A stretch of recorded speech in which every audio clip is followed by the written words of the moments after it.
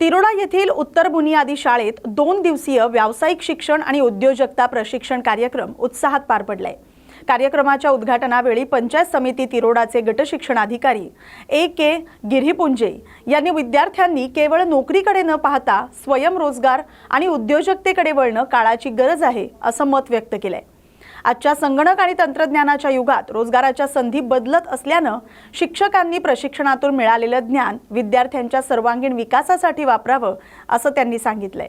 कार्यक्रमाचं प्रास्ताविक आणि संचालन N.M. मोजे यांनी केलंय, तर आभार प्रदर्शन R.G. धुर्वे यांनी केलंय। कार्यक्रमासाठी मुख्याध्यापक संघाचे तालुका अध्यक्ष D.R. गिरीपुंजे, सचिव A.S. कडव तसंच तिरोडा तालुक्यातील अनेक मुख्याध्यापक उपस्थित होते। या प्रशिक्षणामुळे विद्यार्थ्यांमध्ये उद्योजकतेची प्रेरणा निर्माण करण्यासाठी शिक्षकांना मार्गदर्शन मिळालं। या बातमीचा आढावा घेतलाय प्रतिनिधी प्रवीण शेंडे यांनी। भडंगा येथील ग्रामपंचायतीत मागील काही वर्षात झालेल्या विविध विकास कामांबाबत चौकशीची मागणी करण्यात आली। ग्रामस्थांच्या वतीने सतीश गणपत वाघ यांनी प्रशासनाला निवेदन देत 2023-24 ते 2025-26 या कालावधीत झालेल्या सर्व कामांची सखोल तपासणी करण्याची मागणी केली आहे। ग्रामपंचायती अंतर्गत 15वा वित्त आयोग, महात्मा गांधी राष्ट्रीय ग्रामीण रोजगार हमी योजना, रस्ते बांधकाम, खडीकरण, सिमेंट रस्ते, लाईट व्यवस्था, आरो पाणी शुद्धीकरण प्रकल्प तसंच इतर नागरी सुविधांच्या कामांमध्ये अनियमितता झाल्याचा संशय व्यक्त करण्यात आलाय। या कामांची मोजमाप पुस्तिका, निधीचा वापर, कंत्राट प्रक्रिया आणि कामाचा दर्जा याची स्वतंत्र आणि निष्पक्ष चौकशी व्हावी अशी मागणी करण्यात आली। दोषी आढळल्यास संबंधित अधिकारी, कर्मचारी आणि कंत्राटदारांवर कारवाई करावी असंही निवेदनात नमूद आहे। या संदर्भातील निवेदन तहसीलदार कार्यालय गोरेगाव, गोरेगाव पोलीस स्टेशन, पंचायत समिती गोरेगाव तसंच जिल्हा परिषद गोंदिया इथं देण्यात आलंय। या बातमीचा आढावा घेतलाय प्रतिनिधी प्रवीण शेंडे यांनी। LPG गॅस सिलेंडरच्या वाढत्या किमतीच्या निषेधार्थ भारतीय राष्ट्रीय काँग्रेस पक्षाच्या वतीनं जिल्हाधिकारी कार्यालयासमोर आंदोलन करण्यात आले। गॅस सिलेंडरच्या दरवाढीचा निर्णय तात्काळ मागे घ्यावा आणि गॅसचा पुरवठा सुरळीत करावा अशी मागणी आंदोलकांनी केली आहे। आंदोलनादरम्यान काँग्रेस नेत्यांनी सांगितले की आखाती देशांमधील तणावपूर्ण परिस्थितीचा परिणाम भारतातील सर्वसामान्य नागरिकांवर होत असून गॅसचे दर वाढल्यामुळे लोकांना अडचणींचा सामना करावा लागतोय। यावेळी आंदोलकांनी जिल्हाधिकाऱ्यांना निवेदन देत केंद्र सरकारचं लक्ष वेधलंय। तसंच प्रतिकात्मक निषेध म्हणून चुलीवर भाजलेली भाकरी नरेंद्र मोदी आणि देवेंद्र फडणवीस यांना पाठवण्याची मागणीही करण्यात आली। या बातमीचा आढावा घेतलाय प्रतिनिधी रघुनाथ आघाव यांनी। दरवाढ आहे ती जनसामान्यांच्या खिशाला फटका देणारी, कमर्शियल गॅस असेल, घरगुती गॅस असेल, या सर्व गॅस दरवाढीचा आम्ही जिल्हा काँग्रेसच्या वतीने इथे निषेध करत आहोत। आणि खऱ्या अर्थानं महागाईचा भस्मासूर वाढवण्याचं काम या मोदी सरकार आणि फडणवीस सरकारनं केलेलं आहे। शेतकऱ्याच्या मालाला कुठं भाव नाही, जनसामान्याच्या खिशाला कुठं साधा लाभ नाही आणि त्यांच्या खिशाला कात्री लावण्याचं काम या सरकारनं केलेलं आहे। एपिस्टेन फाईलचा निषेध आणि त्या एपिस्टेन फाईलचं सत्य लपवण्यासाठी ट्रम्प असतील किंवा नरेंद्र मोदी असतील यांनी संगनमतांनी हे जे इराणचं युद्ध छेडलेलं आहे इस्रायलच्या माध्यमातून आणि त्या माध्यमातून ही जी महागाई वाढलेली आहे ही अनपेक्षित महागाई वाढलेली आहे, अचानक वाढलेली महागाई आहे आणि याला खरे जबाबदार ट्रम्प तात्या आणि हा नरेंद्र सरेंडर आहे। त्याच्यामुळे निश्चितच या नरेंद्र सरेंडरचा आम्ही निषेध करतो आणि या महागाईचा निषेध करून जिल्हा काँग्रेस कमिटीच्या वतीनं कलेक्टरच्या माध्यमातून पंतप्रधान आणि मुख्यमंत्र्यांना आम्ही हे निषेधात्मक पत्र इथे देत आहोत। धन्यवाद। आज देशभरामध्ये गॅस सिलेंडरचे भाव मोठ्या प्रमाणात वाढलेले आहे। काँग्रेस सरकारचं जे परराष्ट्रीय धोरण होतं की त्या धोरणाला पूर्ण मातीमोल करण्याचं काम भाजप सरकारनं केलेलं आहे। नोटबंदीच्या काळामध्ये बँकेसमोर रांगा, कोरोनासारख्या आजारामध्ये ऑक्सिजनसाठी रांगा आणि आज गॅस सिलेंडरसाठी रांगा, अशी सर्वसामान्यावर ही परिस्थिती या भाजप सरकारनं आणून ठेवलेली आहे। आपण याआधी बघितलं असेल की महायुद्ध पण झाले, 2 देशामध्ये युद्ध पण झाले, पण आताचं युद्ध फक्त अमेरिका, इस्रायल आणि इराण एवढ्यापुरतं मर्यादित आहे। ते फक्त आखाती देशामध्ये सुरू आहे, परंतु त्याची झळ आज सर्वसामान्य माणसाला, स्त्रियांना आणि टपरीवरच्या व्यावसायिकाला सुद्धा बसलेली आहे। याच्यावरून एक लक्षात येऊ शकतं की परराष्ट्र धोरणाची यांनी पूर्ण माती केलेली आहे। हा तांदूळ शितावरून भाताची परीक्षा काही करायला हरकत नाही। हा तांदूळ पूर्ण या भाजप सरकारनं जो भात शिजवला होता तो पूर्ण सडलेला आहे आणि जे 10-12 वर्षातलं यांचं काम आहे त्यांनी अर्थव्यवस्था इतकी कमकुवत केलेली आहे की ते हळूहळू समोर या माध्यमातून समोर यायला लागलेलं आहे, आपण लक्षात घेतलं पाहिजे। कमलनयन बजाज हॉस्पिटल इथं जागतिक किडनी दिन निमित्त पत्रकार परिषद आयोजित करून किडनीच्या आजारांबाबत जनजागृती करण्यात आली। यावेळी सिनियर ऑन्कोलॉजिस्ट आणि किडनी ट्रान्सप्लांट तज्ज्ञ डॉक्टर समीर महाजन यांनी बदललेली जीवनशैली, अनियमित आहार, मधुमेह आणि उच्च रक्तदाब यामुळे किडनीच्या आजारांचं प्रमाण वाढत असल्याचं सांगितलंय। नागरिकांनी नियमित आरोग्य तपासणी करणं, संतुलित आहार घेणं, पुरेसं पाणी पिणं आणि व्यायाम करणं आवश्यक असल्याचं त्यांनी स्पष्ट केलंय। किडनीचे आजार सुरुवातीला स्पष्ट लक्षणं दाखवत नसले तरी थकवा, शरीरावर सूज, लघवीतील बदल आणि वाढलेला रक्तदाब यांच्यासारख्या लक्षणांकडे दुर्लक्ष करू नये असंही त्यांनी सांगितलंय। दरम्यान हॉस्पिटलतर्फे भविष्यात सुमारे 100 रुग्णांना मोफत किडनी ट्रान्सप्लांट करून देण्याचा मानस असल्याची माहितीही देण्यात आली। नागरिकांनी किडनीच्या आरोग्याबाबत जागरूक राहून निरोगी जीवनशैली अंगीकारावी असं आवाहन करण्यात आलंय। या बातमीचा आढावा घेतलाय प्रतिनिधी महादेव खिल्लारे यांनी। किडनी फेल्युअरचे कारण मी जसे सांगितले, मधुमेह आणि उच्च रक्तदाब म्हणजे डायबिटीज आणि ब्लड प्रेशर हे प्रमुख कारणे आहेत। तर हे दोन आजार टाळणे आणि ते आजार असतील तर त्या आजारांची योग्य काळजी घेणे, योग्य मार्गदर्शन आणि ट्रीटमेंट घेणे, पाणी जास्त पिणे, मुतखड्यांचा आजार असेल तर मुतखड्यांची ट्रीटमेंट योग्य आणि वेळेत करून घेणे, म्हणजे किडनी फेल्युअर होण्याच्या आधी त्याचे रोगनिदान करून किडनी फेल्युअरकडे जाण्यापासून टाळावे, म्हणजे प्रिव्हेंटिव्ह सामाजिक हेतूच्या दृष्टीने 100 रुग्णांवर फ्री किडनी ट्रान्सप्लांटेशन ड्राईव्ह किंवा किडनी ट्रान्सप्लांटेशन प्रोग्राम हा आपण रन करत आहोत। कमलनयन बजाज रुग्णालयाअंतर्गत यामध्ये आपण 100 रुग्णांना मोफत किडनी ट्रान्सप्लांटेशन सर्जरी करत आहोत। प्रमाण जास्त एका शहरी भागात आणि त्याचे होण्याचे कारण काय? दोन्ही भागांमध्ये किडनीच्या आजारांचे प्रमाण जास्तच आहे आणि प्रमुख कारण हे मधुमेह आणि उच्च रक्तदाब म्हणजे डायबिटीज आणि ब्लड प्रेशर हे किडनीचे प्रमुख दुश्मन असतात। यांमुळे अर्ध्यावरील किडनीचे रुग्ण तयार होतात आणि किडनी ट्रान्सप्लांटेशन आणि डायलिसिस हे किडनी फेल्युअर नंतरचे असलेले दोन पर्याय असतात आणि त्यामध्ये ट्रान्सप्लांटनंतर रुग्णाला नवीन आयुष्य मिळते। डायलिसिस हे कंटिन्यू करावं लागते किडनी फेल्युअरच्या रुग्णांना। आखाती देशातील युद्धजन्य परिस्थितीचा परिणाम उद्योग क्षेत्रावर होऊ नये यासाठी केंद्र आणि राज्य शासन प्रयत्नशील असून शासन उद्योजकांच्या पाठीशी ठामपणे उभा आहे असा दिलासा उदय सामंत यांनी दिलाय। छत्रपती संभाजीनगर येथील रामा हॉटेलमध्ये आयोजित बैठकीत उद्योग क्षेत्रावर संभाव्य परिणाम आणि त्यावरील उद्योजन उपाययोजनांचा आढावा घेण्यात आला। बैठकीत उद्योगांना लागणारा गॅस आणि इंधनाचा पुरवठा, पर्यायी इंधन व्यवस्था, कमी दरात वीज उपलब्ध करून देणं तसंच सौर ऊर्जा धोरणात बदल करण्याबाबत चर्चा करण्यात आली।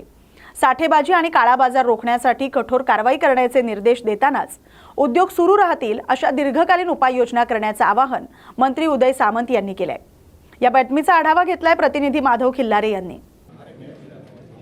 मध्य पूर्वेतील युद्धजन्य परिस्थितीमुळे भारताच्या ऑइल, सीएनजी आणि एलपीजी पुरवठ्यावर परिणाम झाला आहे, कारण त्याचा परिणाम छत्रपती संभाजीनगरच्या इंडस्ट्रीमध्ये काय होऊ शकतो याचा देखील मी आढावा घेतला। माझ्यासोबत प्रशासनाचे सगळे अधिकारी होते, सगळ्या असोसिएशनचे पदाधिकारी होते आणि शॉर्ट टर्म सोल्युशन काय असावं आणि लॉंग टर्म सोल्युशन काय असावं या बाबतीतला निर्णय लवकरात लवकर प्रशासनाने घ्यावा अशा पद्धतीच्या सूचना मी दिलेल्या आहेत। आणि उद्योजकांनी ज्या ज्या काही अपेक्षा माझ्याकडे व्यक्त केल्या की माननीय मुख्यमंत्री महोदयांकडे कशा पद्धतीचा अहवाल दिला पाहिजे, इलेक्ट्रिसिटीच्या बाबतीतलं काय आहे, बांबू लागवडीच्या बाबतीमधलं काय आहे, बायोगॅसच्या बाबतीतलं काय आहे, आता जो नॅचरल गॅस आहे तो कशा पद्धतीने डिस्ट्रीब्यूट केला पाहिजे, सीएनजीच्या बाबतीतलं काय आहे, त्या सगळ्या बाबतीमध्ये जो काय अहवाल मी आज तयार केलेला आहे, जो आज तयार करेन तो सगळा मी मुख्यमंत्री महोदयांकडे देणार आहे, उपमुख्यमंत्री महोदयांकडे देणार आहे।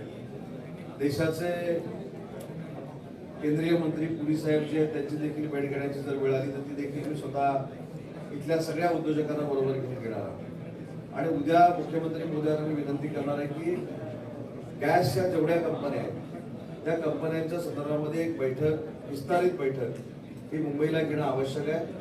आणि मला नंतर आपल्याला महाराष्ट्राचे चित्र कळू शकतं, म्हणून मी पहिली बैठक लावली आणि अन्य जिल्ह्यांमध्ये देखील मी जाणार आहे। उदाहरण नागपूर असेल, नाशिक असेल, पुणे असेल या ठिकाणी जाऊन देखील तिथल्या उद्योजकांशी मी चर्चा करणार। बरेच लोक आहेत जे पॅनिक झालेले आहेत, मग ते उद्योजक असतील, सर्वसामान्य असतील, अक्षरशः रांगा लावतात, हाणामारापर्यंत पोहोचलंय गॅस सिलेंडरसाठी, तर काय सांगता येणार? या बाबतीत सगळ्याच गोष्टी मी सांगत नाही, परंतु काही कडक सूचना मी प्रशासनाला दिलेल्या आहेत आणि त्याच्यामध्ये गॅसचा जर गैरप्रकार कुठे होत असेल, त्याचा गैरवापर कुठे होत असेल, त्याच्यामध्ये जर काय भ्रष्टाचार होत असेल, पोलमध्ये काही भ्रष्टाचार होत असेल तर सेंट्रल गव्हर्नमेंटनं जे परिपत्रक काढलेले आहे तशा पद्धतीनं कडक कारवाई करावी हे निर्देश देखील मी दिले. But in this case, what state should represent to the central government? काय मागणी केली पाहिजे राज्यांनी त्यांना सांगितलं आता बघा, मगासपासून मी हे सांगितलं की एक्सपोर्टचा विषय त्याच्यामध्ये रिलीफ मिळाला पाहिजे, बँकांचा विषय त्याच्यामध्ये रिलीफ मिळाला पाहिजे, इंधनाच्या बाबतीमध्ये पर्यायी व्यवस्था केली पाहिजे. बरं, हे सगळं पर्यायी व्यवस्था करत असताना परमनंट देखील सोल्युशन निघालं पाहिजे, या दृष्टीनं आम्ही केंद्र सरकारकडे मागणी केली.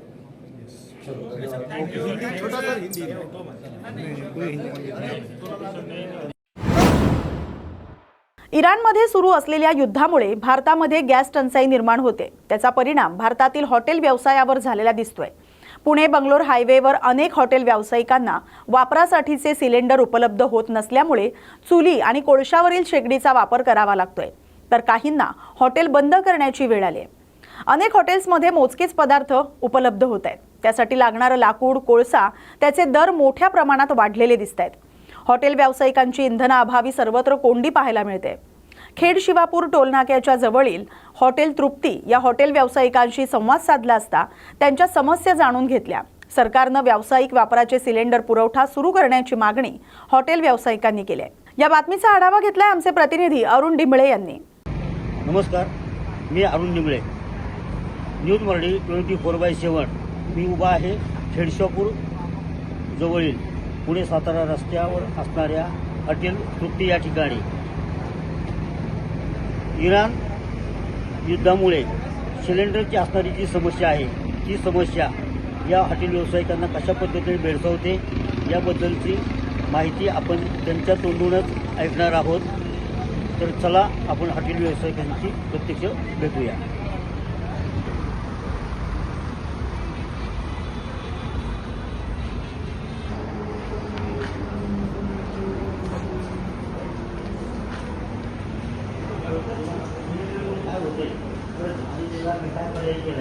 मालक महेश डिंबळे आपल्याशी बातचीत करत आहे की त्यांना कोणत्या पद्धतीने सिलेंडर पोचवण्यासाठी समस्येला सामोरे जावं लागत आहे. आता जी पण काही उद्योजन परिस्थिती निर्माण झालेली आहे त्याच्यामुळे ज्या समस्या निर्माण होतात आपण या ठिकाणी पाहू शकतो. South Indian food, dosa, uttappa जे पण काय पूर्णपणे ठप्प आहे. याच्यासाठी पर्यायी व्यवस्था म्हणून आमच्याकडे एकच पर्याय, आता ज्या पण उपलब्ध गोष्टी आहेत तुम्ही आपल्या या ठिकाणी पाहू शकता, कोळसावाली शेगडी आहे. पण आत्ता जी परिस्थिती निर्माण झाली त्याच्यामुळे कोळशाचे रेट पण इतके गगनाला भिडले, दिवसेंदिवस वाढत चालले.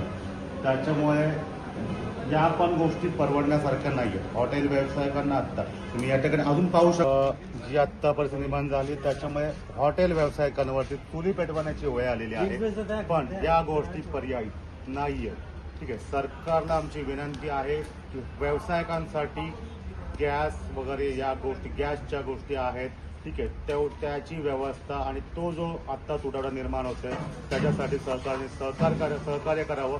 कोळशाचे रेट वाढत चालले, लाकडांचे रेट वाढत जातील, त्या गोष्टी पर्यायी कायमस्वरूपी नाही आहेत. त्याच्यामुळे आमची विनंती आहे की ह्या व्यवसायासाठी आम्हाला सरकारने मदत करावी. आपण ज्या उत्तप्पा, डोसा यासारखे जे काही पदार्थ आहेत हे पदार्थ त्यांना ग्राहकांना देता येत नाहीत आणि त्यासारख्या ज्या काही समस्या आहेत या समस्यांना हॉटेल व्यावसायिकांना सामोरे जावं लागतं. त्याचबरोबर ग्राहकही नाराज झालेले आहेत. त्यांना त्यांच्या आवडीचे जे काही पदार्थ आहेत ते पदार्थ खाता येत नाहीत, त्याचा आस्वाद घेता येत नाही.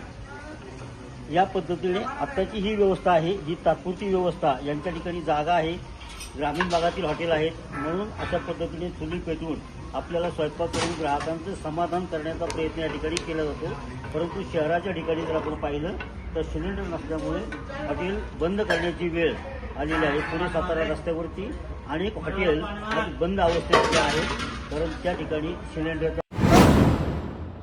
दौडीपार इथं ग्रामपंचायतीमार्फत गावठाणातील सार्वजनिक जागेवर बांधण्यात आलेली कंपाऊंड बाउंड्री अज्ञात व्यक्तींनी तोडल्याची घटना समोर आली. या प्रकारामुळे ग्रामपंचायतीच्या मालमत्तेचं नुकसान झाल्यानं ग्रामस्थांमध्ये नाराजी व्यक्त होते. मिळालेल्या माहितीनुसार सार्वजनिक जमीन सुरक्षित राहावी यासाठी ग्रामपंचायतीनं त्या ठिकाणी बाउंड्री उभारली होती. मात्र काही अज्ञात व्यक्तींनी ती तोडून नुकसान केल्याचा आरोप ग्रामस्थांनी केलाय। या प्रकरणी ग्रामपंचायतींचे सरपंच आणि ग्रामस्थ गोरेगाव पोलीस स्टेशन इथं तक्रार देण्यासाठी गेले होते, मात्र आरोपींची नावं किंवा ठोस पुरावे नसल्याचं सांगत तक्रार नोंदवली नसल्याचा आरोप करण्यात आलाय। दरम्यान ग्रामस्थांनी गोंदिया जिल्हा पोलीस अधीक्षकांकडे लेखी तक्रार देत अज्ञात व्यक्तींविरोधात गुन्हा दाखल करून कठोर कारवाई करण्याची मागणी केली आहे। अर्जदार बुगलाल कटरे यांनी सार्वजनिक मालमत्तेचं नुकसान करणाऱ्यांवर योग्य कारवाई करून ग्रामस्थांना न्याय द्यावा अशी मागणी केली आहे। या बातमीचा आढावा घेतलाय प्रतिनिधी प्रवीण शेंडे यांनी। वीर बाबूराव शेडमाके यांची जयंती आलापल्ली इथं मोठ्या उत्साहात साजरी करण्यात आली। या निमित्त शहरात भव्य रॅलीचं आयोजन करण्यात आलं होतं। रॅलीची सुरुवात वीर बाबूराव चौक इथून होऊन बिरसा मुंडा चौक पर्यंत काढण्यात आली। या रॅलीत आदिवासी बांधव, युवक आणि नागरिकांनी मोठ्या संख्येने सहभागी झाले होते। वीर बाबूराव शेडमाके यांना अभिवादन करण्यात आलं। कार्यक्रमाची सुरुवात त्यांच्या प्रतिमेला पुष्पहार अर्पण करून करण्यात आली। यावेळी माजी ग्रामपंचायत सदस्य कैलाश कोरेत यांनी मनोगत व्यक्त करत शेडमाके यांच्या शौर्यपूर्ण कार्याचा उल्लेख केलाय। भारताच्या स्वातंत्र्यासाठी त्यांनी तरुण वयात इंग्रजांविरोधात लढा देत बलिदान दिले असं त्यांनी सांगितलं। कार्यक्रमात वीर बाबूराव शेडमाके यांच्या वंशजांचा, गुणवंत विद्यार्थ्यांचा आणि सामाजिक क्षेत्रात कार्य करणाऱ्या महिलांचा सत्कार करण्यात आला। आदिवासी पारंपरिक गीत आणि नृत्य सादर करून उपस्थितांनी या महान स्वातंत्र्य सैनिकाला अभिवादन केलं। या बातमीचा आढावा घेतलाय प्रतिनिधी अज्जू पठाण यांनी। वीर क्रांती सूर्य वीर बाबूराव शेडमाके यांच्या जयंती निमित्त विविध कार्यक्रमाचे आयोजन केलेल्या पूजा अर्चना करून आणि त्यांची जयंती साजरी करण्यात आली। यासाठी आपण काही त्यांच्याबद्दल माहिती जाणून घेऊ। आमचे माजी ग्रामपंचायत सदस्य कैलाशजी कोरेत हे माहिती देण्यात येत आहे।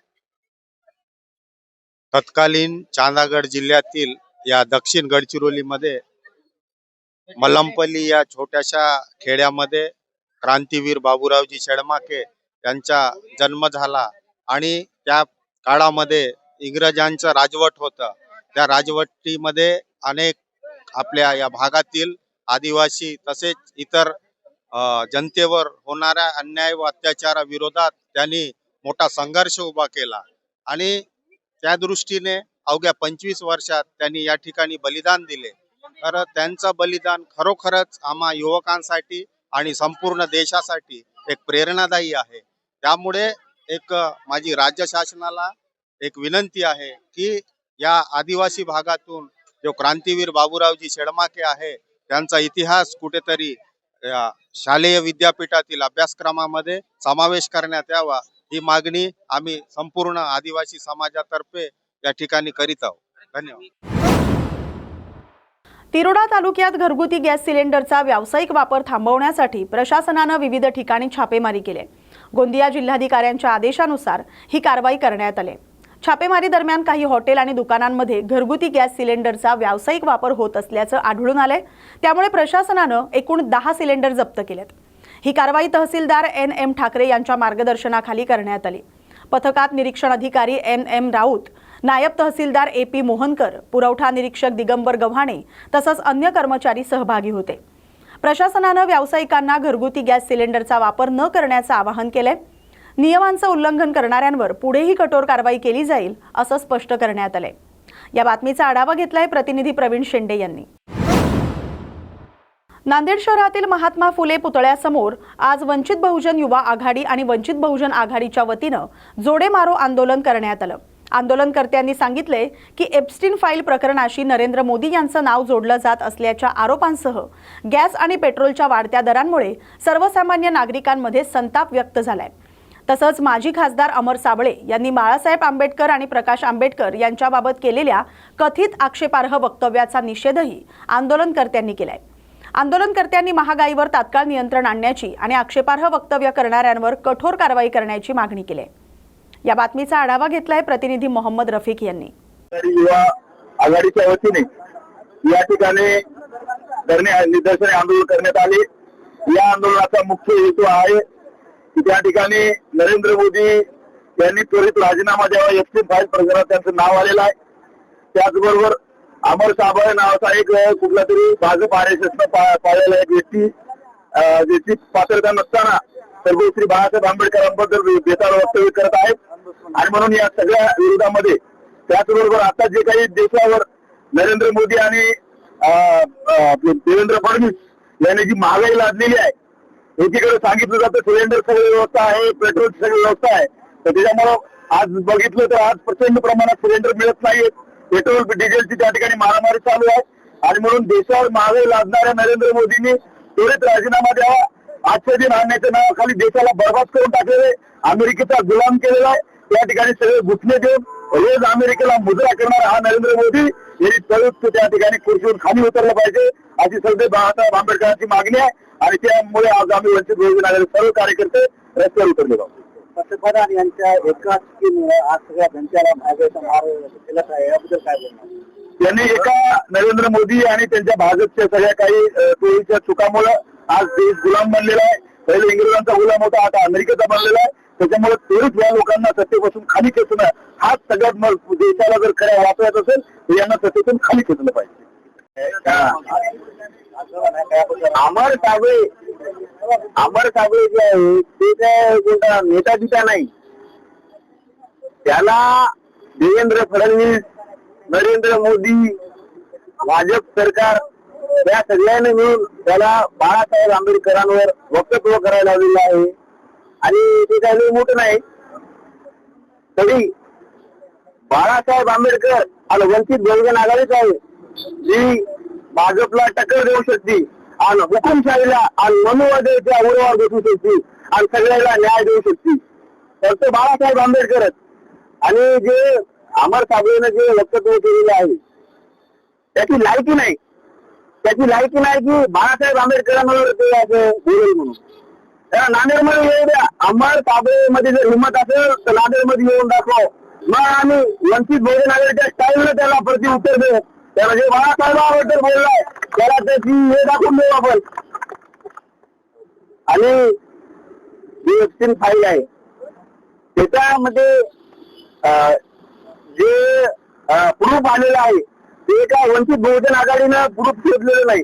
ते अमेरिकेच्या न्यायालयानं शोधून काढलेलं प्रूफ आहे आणि त्याच्यामध्ये मोठे मोठे नेते आहेत, मोठे मोठे पंतप्रधान, ते काय म्हणतात सगळेच आहेत त्याच्यामध्ये. आणि ते बाळासाहेबांना शोधून काढलेलं आहे आणि हे लोक म्हणतात बाळासाहेबांनी जे बोललेलं आहे ते बरोबर नाही. पण बाळासाहेबांचं प्रूफ आहे म्हणून बाळासाहेब बोललेत आणि ते बरोबर आहे. तरी आम्हाला फक्त थोडे दिवसच लागतील ते प्रूफ जनतेसमोर आणायला.